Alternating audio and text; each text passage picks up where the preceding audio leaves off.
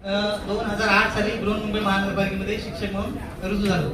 तर असा हा माझा प्रवास आणि म्हणून म्हणलं की आमच्या आयुष्यात ज्या सोनं झालेलं आहे त्यामध्ये खूप मोठा वाटा या ठिकाणी उपस्थित माझ्या ठाणे महानगरपालिका शाळा क्रमांक 55 आझादनगर या शिक्षकांचा आणि या शाळेचा आहे. आता त्या ठिकाणी आमच्या केदार सरांचं सुद्धा आगमन झालेलं आहे.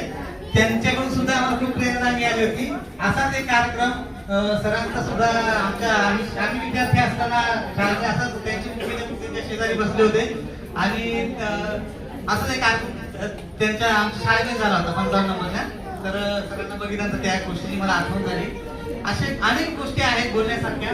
तर अजून एक प्रसंग आहे की थोडासा वेळ जास्त घेतोय.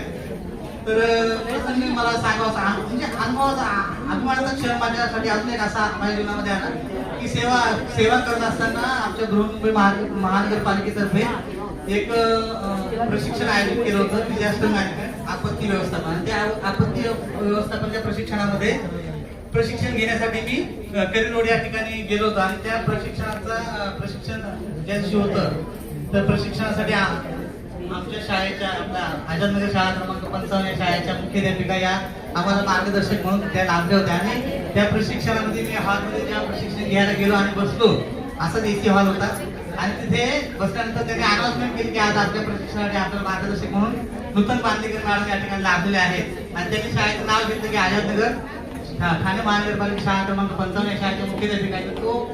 तो क्षण माझ्या खूप आनंद होता कारण एक मुख्याध्यापिका त्या शाळेच्या म्हणून इथे मार्गदर्शक देण्यासाठी आले होत्या आणि त्या शाळेचा विद्यार्थी एक शिक्षक म्हणून तिथे प्रशिक्षण घेण्यासाठी त्या सभागृहामध्ये उपस्थित होता.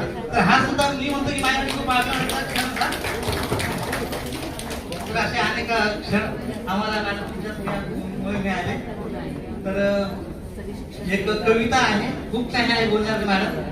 तर एक कविता मी आपल्या सर्व शिक्षकांना या ठिकाणी उपस्थित ज्यांनी आम्हाला घडवलं ते सर्व आणि ज्यांनी जे अनेक शिक्षक या ठिकाणी उपस्थित ज्यांनी आमच्यासारखे विद्यार्थी घडवले त्या सर्व शिक्षकांसाठी एक कविता सादर करतो आणि माझे लागलेले शब्द. मातीच्या लहान गोळ्याला सुंदर आकार दिला तुम्ही. मातीच्या लहान गोळ्याला सुंदर आकार दिला तुम्ही. निस्तेज अशा ताऱ्यांना स्वतः प्रकाश दिला तुम्ही. हाताला धरून अक्षरे गिरवायला शिकवले तुम्ही. मॅडम, हाताला धरून अक्षरे गिरवायला शिकवले तुम्ही. पंखात नव्हते बळ आमच्या उडण्याचे धाडस दिले तुम्ही. कधी रागीट नजर कधी कौतुक केले तुम्ही. कधी समजुतीचा स्वर कधी शाबासकी दिली तुम्ही. अज्ञानाच्या अंधकारात